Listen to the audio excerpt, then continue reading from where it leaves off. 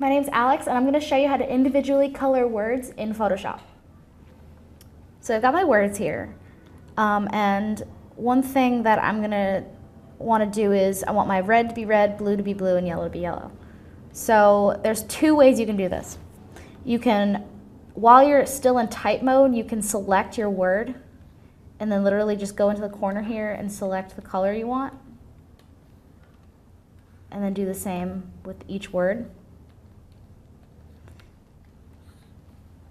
which is pretty much the easiest way to do it.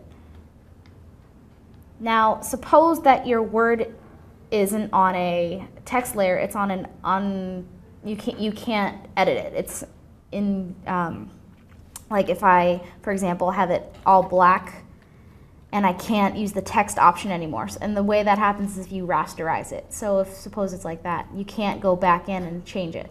So one thing I can actually do is create the, go to the rectangle tool, select red, create a new layer on top of your text, and then draw the red rectangle over that one. And then I'm gonna go ahead and draw another rectangle over the blue, but I'm gonna make that one blue. And then I'm gonna draw a yellow one over yellow.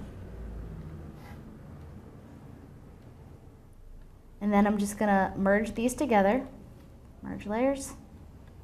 And you do that by right-clicking. And then you right-click and select Create Clipping Mask, and right away you'll see it creates that color. It'll make your text change color.